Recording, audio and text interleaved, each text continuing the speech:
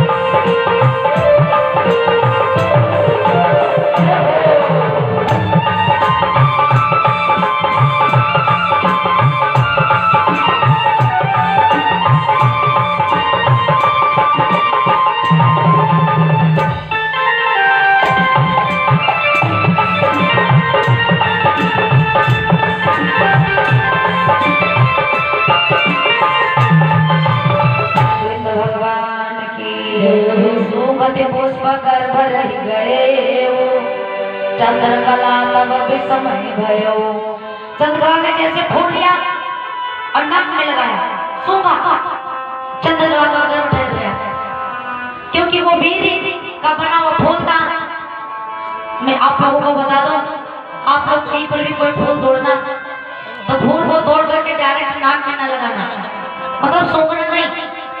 अपने बच्चों को भी बता दो और खुद आप लोग ये गलती कभी न कर बैठना। काहे कि आप लोग फूल तोड़ते हो, हमने कुछ लोगों को देखा फूल बढ़िया गुलाब का देखा, तोड़ लिया और तुरंत नाक में लगा के धर के 80-90 बैठ गया। मान के जो चंद्रकला वाले से ना हुई, चंद्रकला फूल सुन गर्भवती हो गई, मान के जो ये नहीं होगा तो हो सकता परीक्षित वाला छक फूल में बैठ गया था और नासिका में काट लिया। और यदि परीक्षित वाली स्थिति ना हो तो हो सकता फूल पे कोई कीड़ा बैठा और फूल तोड़े हो और खाई के लिए ना गया, कीड़ा चढ़ गया दीवार पर और इलाज कराते कराते परेशान हो जाओगे, ठीक नहीं हो। इसलिए फूल को अगर सूंघना है तो किसी कपड़े में लगा करके तब सूंघो, डायरेक्ट नहीं सूंघना चाहिए। चंद्रकला ने फूल सूंघा, ये गर्भवती हो गई। अब बेचारी चंद्रकला रोने लगी। हे विधाता, ये कैसा घोर संकट आया है, इस फूल के द्वारा मैं गर्भवती हो गई। अगर मेरे पिता को ये बात पता चल गई तो मेरे पिताजी मुझे मार डालेंगे, क्योंकि वो रघुवंशी, वो सूर्यवंशी राजा महाराज आज जिनकी बिटिया कुंवारे मन में गर्भवती हो गई। सखियां आंसू पोंछते दीदी कोई बात नहीं, ये तो अपने अपने कर्मों का फल मिलता है। दीदी ये बात पिता से ना बताओ, लेकिन अपनी माँ से जरूर बता दो कि मैं गर्भवती हो गई। और चंद्रकला सखियों के साथ घर आई, घर में जैसे घुसी तो माँ के सामने फूट फूट करके रोने लगी। माँ माँ माँ ने तुरंत बिटिया को गोदी में बिठा लिया। बेटी कि तुम्हारे रोने का कारण क्या है, क्यों रो रही हो? चंद्रकला कहती है माँ आज मेरे से बहुत बड़ी गलती हो गई। बेटी कैसी गलती? मैया हम गए थे स्नान करने सरयू घाट पर, लेकिन मैया एक फूल दौड़े में तैरता हुआ आया जिसको मैंने सूंघ लिया और वो उसको सूंघते में गर्भवती हो गई। माँ मैं आज महाराज की कन्या, हमारे पिताजी राजा और जिनकी बिटिया कुंवारे में गर्भवती हो जाए, माँ मुझे तो शर्म आती है, मेरे पिताजी मुंह बांध दिखाएंगे, लोग यही कहेंगे कि आज महाराज की कन्या कुंवारे में गर्भवती हो गई थी। पर तो सच है कि कोई कोई बेटे और बेटी ऐसे हो जाते हैं जो अपने माँ बाप के नाम खुशबू देते थे, इज्जत मिट्टी में मिलवा देते हैं। कुंवारेपन में गर्भवती होना कोई सहज बात थोड़ी ना है। माता पिता कहीं को उठाने के लायक नहीं रह जाएंगे। हम तो उन बहनों से कहना चाहेंगे और उन भैया लोगों से कहना चाहेंगे, मेरे भाई और मेरे बहनों, ये कदम कभी मत उठाना कि आपको दुख मिले, आपके माता पिता को दुख मिले। नहीं, अगर संसार में आए हो तो काम ऐसा करो कि तुम्हारे माँ बाप का भी नाम तुम्हारे माध्यम से उठ जाए, तुम्हारे माता पिता भी समाज में बैठने के लायक हो। आज चंद्रकार कहते माँ गलती इसमें मेरी नहीं है। अरे हमें क्या पता था कि फूल में कोई जादू है, फूल को सोच गई हमें गर्भवती हो गई थी। अब क्या क्या हो माँ, ये बात मेरे पिताजी से मत बताना। माँ मैं जानती हूँ माँ के अंदर ममता बहुत होती है, माँ के अंदर पीड़ा बहुत होती है। मैं आपकी बेटी हूँ, इस राज को पिताजी ना जान पाए।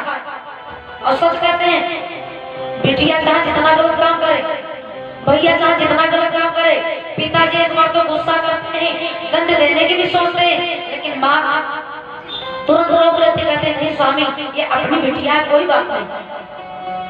बिटिया बड़े बड़े 9-11 हो जाए, घर से भाग जाए, कोर्ट मैरिज कर ले, लव मैरिज कर ले।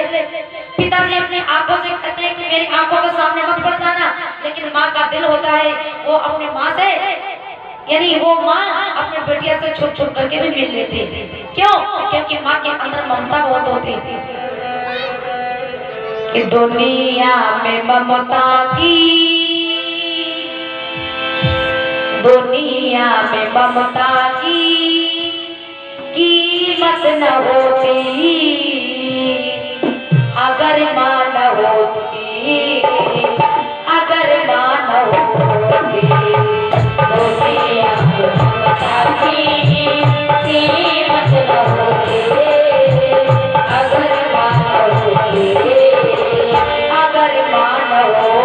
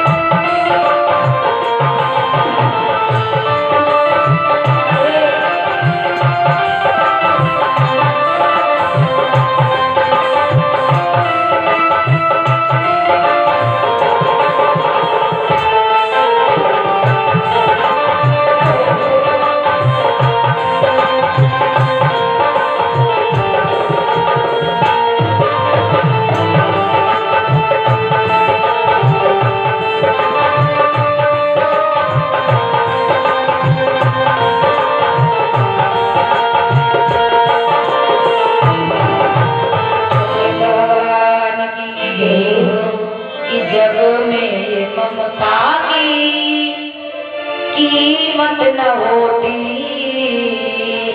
अगर माँ न होती, अगर माँ न होती। आज चंद्रकला अपने माँ के सामने रो रही, भैया मैं गर्भवती हो गई हूँ, लेकिन ये बात मेरे पिताजी को नहीं पता होनी चाहिए।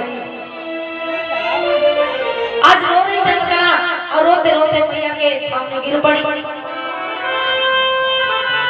चंद्रकला की माँ ने तुरंत उठाया और कहती, बिटिया ठीक है, मैं ये बात हमारे पिताजी से नहीं बताऊंगी, लेकिन तुम्हें छुप करके रहना पड़ेगा, ठीक है।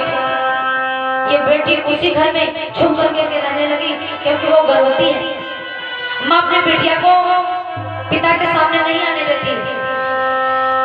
रोज पिताजी पूछते चंद्रकला कहाँ, तो कहीं तो कह देती कि सखी के वहां गई है, कहीं कह देती मामा के वहां गई है, कहीं कह देती इधर गई उधर गई, पता नहीं बताते। जब 4-5 महीना हो गए गर्भ के, धीरे धीरे बात शुरू करी। अच्छा, कभी कभी माताएं अपने पेट में बात रोक नहीं पाती, बात ऑटोमेटिक निकल ही जाती। पिताजी के मुख से निकला कि चंद्रकला कहाँ है, बहुत दिनों से नहीं दिखाई पड़ी, तो माँ के मुख से निकल गया चंद्रकला तो अपने घर ही में है, लेकिन वो गर्भवती गर्भवती। अच्छा, पिताजी को पता चला कि मेरी बेटी गर्भवती बैठी घर में, तो पिता के पैरों से जमीन घुसक गई और आज महाराज जी खड़े हो गए और कहते, ए ये तुम क्या कह रही हो? हाँ स्वामी, ये सच है। अपनी बिटिया गई थी सरयू घाट पर स्नान करने के लिए, लेकिन वो फूल को सुनते गर्भवती हो गई। आज महाराज ने बिटिया को सामने बुलाया, बुलाओ चंद्रकला को। चंद्रकला सामने आई, अब पिता के सामने गिड़गिड़ाने लगी, पिताजी इसमें मेरी कोई गलती नहीं, मुझे नहीं पता था कि फूल सूंघने से मेरा गर्भ ठहर जाएगा, मैं कभी जिंदगी में फूल नहीं सूंघती, पिताजी इसमें मेरा कोई दोष नहीं। तो पिताजी पहले तो नौकरों को आदेश करते कि चंद्रकला को मरवा दिया जाए, लेकिन माँ ने पैर पकड़ लिया, नहीं स्वामी, ये बिटिया नहीं है, कन्या को हो जाएगा, पाप लग जाएगा, ये बिटिया मत मारो। तो अब महाराज जी कहते, ठीक बिटिया को मारूंगा नहीं, लेकिन कहते मेरी आंखों के सामने से हट जाए, ये मेरे महल में नहीं रह सकती। पिताजी ने आदेश दिया, माँ जी भी रोने लगी, अब ज्यादा बदले के आगे चलती नहीं ना पड़ती। अब महाराज जी अपनी बिटिया को नौकरों के साथ में भिजवा देते हैं जंगल की ओर, जाओ जहाँ नहीं जा करके मेरे आंखों के सामने मत आना, मुझे कभी मुख मत दिखाना। कुछ चंद्रकला जंगल में गई और रो रही है कि ना जाने कैसे मेरे कर्म हैं, कैसे मेरी करनी थी जो कुंवारेपन में गर्भवती हो गई, माता पिता ने मुझे घर से निकाल दिया, ये जंगल में रहने लगी। एक दिन की बात, जब इनका गर्भ संपन्न हो गया, पूरा हो गया, 9 महीना जब पूरे हुए ना, तो इनके गर्भ से एक बच्चा होता है। और हुआ कैसे, एक दिन चंद्रकला बैठी थी, इनके पेट में दर्द होने लगा और इतनी जोर इनको छींक हुई, इतनी तेजी से छींक हुई कि उस छींक के द्वारा और नासिका के बच्चे का जन्म हो गया। जब को गाना नाम के अंदर बच्चे जन्म कैसे हुआ, ये भी भगवान की माया ही है, ये भी ईश्वर की माया ही है। नासिका के द्वारा इस बच्चे का जन्म हुआ, बच्चे का नाम रखा गया नासिकेत। जैसे बच्चा पैदा हुआ तो चंद्रकला ने सोचा ये बच्चा कुंवारेपन में पैदा हुआ है, इसको अगर पास रखूंगी तो दुनिया वाले मुझ पर ठोकना शुरू कर देंगे, तो लाओ एक टोकरी बनाती है और टोकरी को बना करके इस बच्चे को टोकरी में लिटाया और लिटा करके पानी में बहा दिया नदी में। और नाराज होने लगी, अगर ये दुष्ट मेरे घर में ना आता तो हो सकता मेरे माता पिता घर से ना निकलते। एक नदी में उन्होंने टोकरी तैरा दी। बेचारी दुखी है क्योंकि मेरा बच्चा था, लेकिन फिर भी मोह माया के चक्कर में उसे त्यागना पड़ा। ये बच्चा तैरता हुआ नदी में और थोड़ी देर के बाद में ये बच्चा बहुत तेज रोने लगा। इतनी तेज रोना शुरू करता है, माँ माँ चिल्ला रहा है, नदी के बीच में जा रहा है, जैसे बीच में बच्चा रो रहा। इधर दूसरे हाथ पर वो दावा बैठे हुए थे कुटिया में और बच्चे के रोने की आवाज सुनी तो कुटिया से बाहर निकले, देखा नदी में बच्चा तैरता हुआ आ रहा है। पिता से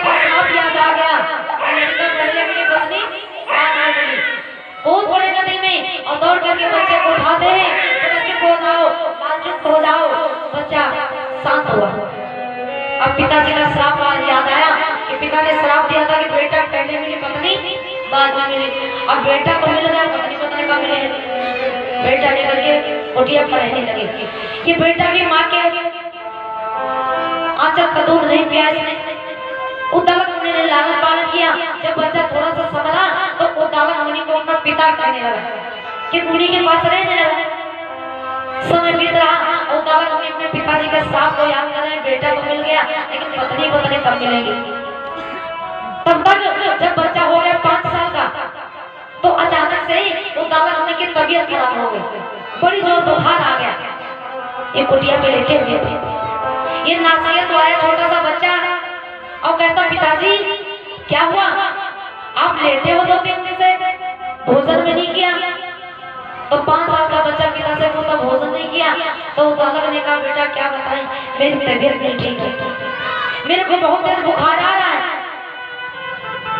तो बेटा 5 साल का कहता नासियत, कहता पिताजी चिंता ना करो, और अभी हम देखते पता लगाते हैं कि कोई अगर देसी जड़ी बूटी दवाइयां मिल जाती तो हम आपको दवाई जरूर देते। जाता हूँ। उद्दालक मुनि का बेटा यानी यही नासियत बाहर गया। अब पूछता है अपने मित्रों से, भैया क्या कोई यहाँ डॉक्टर नहीं है, कोई वैद्य नहीं है? तो एक मित्र के मुख से निकल गया भैया वैद्य तो है लेकिन थोड़ा दूर है, एक माता जी दवाई देती है देसी जड़ी बूटी। और वो देसी जड़ी बूटी जब देखेंगे